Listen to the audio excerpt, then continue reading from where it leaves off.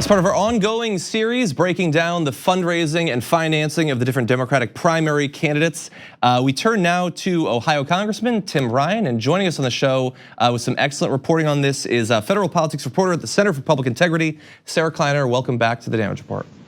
Hi, John. Thanks so much for having me. Always glad to have you on. So for people who might not be familiar with Tim Ryan, who is he and why does he appear to be running? So he's a longtime congressman from Northeast Ohio. He is a moderate Democrat. He's business friendly but socially liberal, kind of like John Hickenlooper, who we've talked about before. He is running because he feels like he can be a bridge between Rust Belt voters, white, blue-collar voters, especially ones in the Midwest around where he is from, and sort of the faction of the party that is moving further to the left, more liberal voters. He feels like he can bridge the gap, whereas other candidates cannot. He is from a part of the country where voters in his district, actually 3 of the 5 counties in his Northeast Ohio district voted for Donald Trump, and he was still elected in this district. Interesting. So it seems like he might be trying to go down the same lane as like a Joe Biden, or sort of a different formulation of the message of a Bernie Sanders to some extent. Exactly right. He and some of the other candidates have sort of bet on the fact that they're going to be able to attract voters that closer to the middle.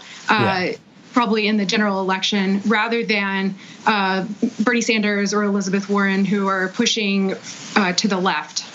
So I have to ask you a few of the questions I ask you pretty much every time we do one of these, just so we understand a couple of the big components that go into financing a presidential bid. Personal wealth, ability to fund his campaign himself. How does he rank up compared to some of the others? So he actually is not he does not nearly have the wealth that a lot of the other candidates have. We know Elizabeth Warren is a very wealthy candidate. There are others who have millions of dollars stockpiled if they need it in personal wealth. He is not among those. His wealth actually is, candidates have to report their wealth in ranges, their assets and their liabilities in ranges, and if his could actually potentially be in the hole. Oh, interesting. And so that's his personal wealth. In terms of previously stockpiled money from past bids or anything like that, does he enter with anything like a war chest? Not really, no. He has a long way to go in terms of fundraising. He has his congressional coffer spent almost all of the money that it had raised toward the end of the year last year, and so some other candidates, I know I keep going back to Warren, but she basically was able to carry over a ton of money and poised and ready to go to spend it on ads and the like. So with Tim Ryan, he has a lot of ground to make up. That's interesting. Okay, so let's talk about the way that he might try to make up that ground. As you pointed out, he's been a congressman for some time.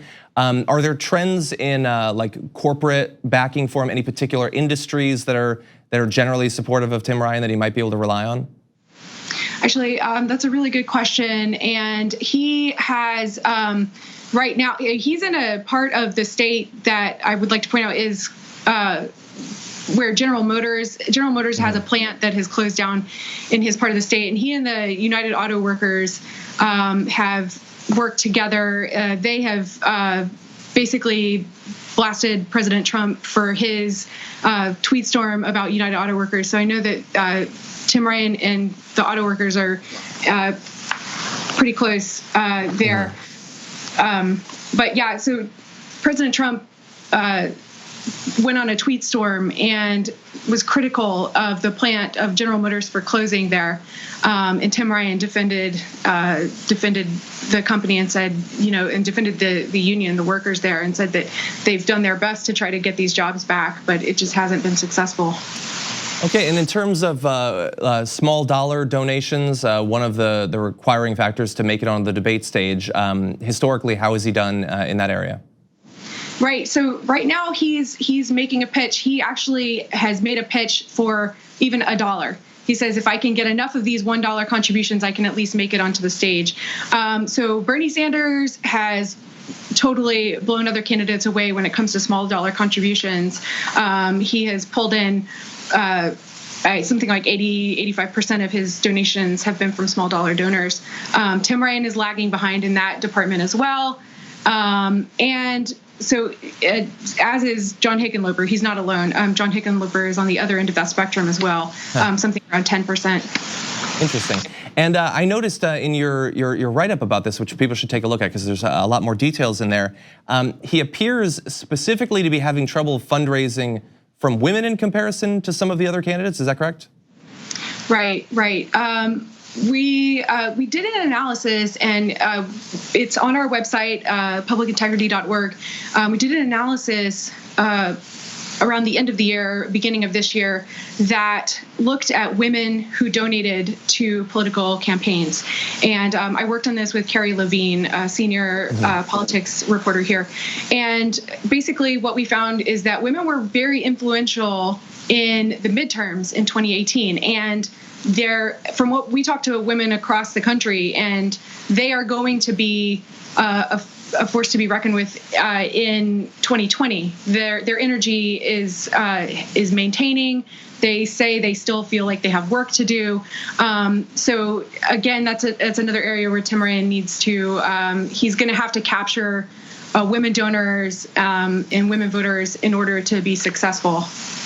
Okay, well, as always, Sarah, we appreciate you coming on the show and breaking down your reporting. And for people who are watching, you mentioned the website, publicintegrity.org. There's write-ups on Tim Ryan and most of the other candidates at this point. That's right? Basically everyone? We're up to 19 at this point, and we'll 19. See this with Biden. Okay, well, we've actually missed a few. We're gonna have to go back through and check which ones we missed and have you back on to break those down. Okay, sounds good. Thank you. Thank you again.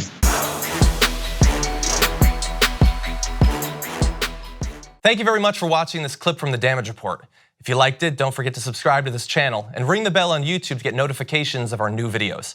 And of course, you can catch the full Damage Report live every weekday at 1 p.m. Eastern, 10 a.m. Pacific on TYT Network on YouTube TV.